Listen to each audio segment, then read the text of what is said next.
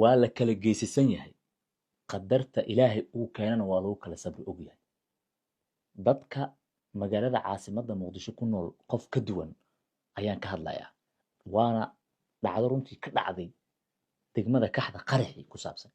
gabar somaliland deegaan ahaan ka soo jeeda oo magaalada ku cusub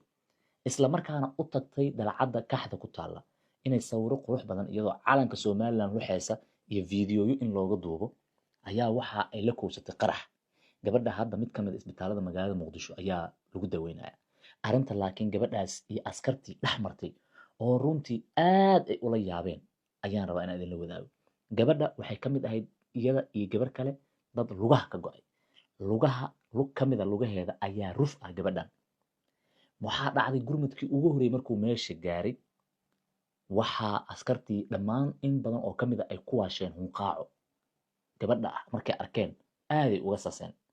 askartu ha isdhihin bahalow xabaday atuuraan may beer jilicsan qaar uu ku yaalana waa jiraan oo aan u dulqaadi karin waxaa dhacday marka in laba askar ka mid a oo hunqaaco ka wareegtay gabadhii inay ku tiri war waa maxay raggan hunqaacaya way ka naxeen ayaga kadibna ay weliba u raacisay aniga qadar allah igu dhacay waa qanacsanahay gaariga aa wadataan waxba ambalaasa ila sugina qaybtiisa dambe xitaa igu tuura igeeya dhakhtarka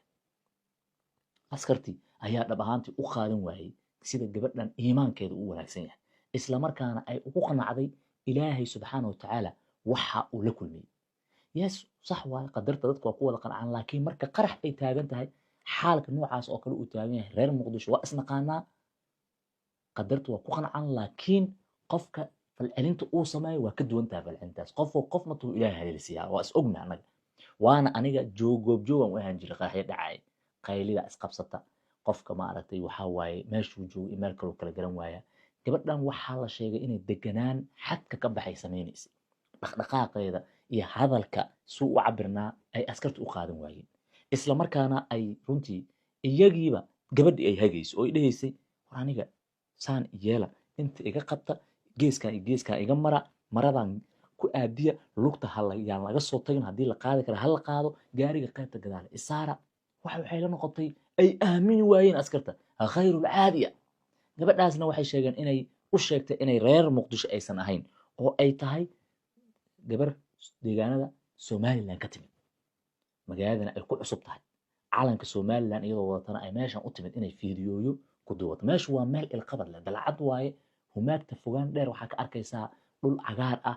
agaan qaba ilmaan leeyahay ilmihii naagta waa jeclahay daarsalaam ma u soo wadin gabadha bayna u sheegin soo wad cidda faraxsan guriga gee iidda waxaa idin leeyahay ma ku sii jirto ilmahaaga waqti sii adiga ilmahaaga iyo beebigaaga wada raaxaysta meesha kor haddaa saaran tahay waxa soo koraayo kalaabka macni meel view dhaafay waay meeshaasaa marka masiibadan kula dhacday waxaa sheekadeeda ii soo jiitay wax kale ma ahan aan u damcay inaan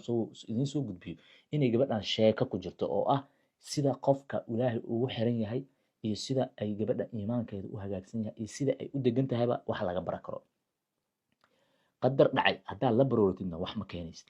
haddii run ahaantii aad maaragtay ficil samaysidna waxa awoodid ma laha oo kugu dhacay dhibkii waxaa ilaahay uga baryanaa in bal khibradaas dhakhaatiir leh hadday joogaan gabadhaas bal xaalkeeda la badbaadiyo hadda isbitaal ku yaal magaalada caasimadda ee muqdisho ayay jiiftaa waxaana sidoo kale aniga aan soo jeedina in loo gurmado gabadhaas loo kaco wariyaasha magaalada jooga hadday booqa karaan u tagi karaan inay warbixino ka sameeyaan dadka loo dhexgalo waayo gabar iimaan leh waaye ilaahayii ay aamintay ma dayacay ummaddan u dhexgelaynaa wixii laga heli karo oo ummadaas ay ka caawin karaanna waa ku kabayna insha allah walow iyada aysan dalbanin anay ila noqotaa cadeymaha gabadhaas dabcan waxaa hadda gacanta ku haya tiim gaar ah waxaana marka ay mudan tahay in la baahiyo aan isku dayi doonaa inaan noqono dadka ugu horeeya ee baahiya. Assalaamu calaykum.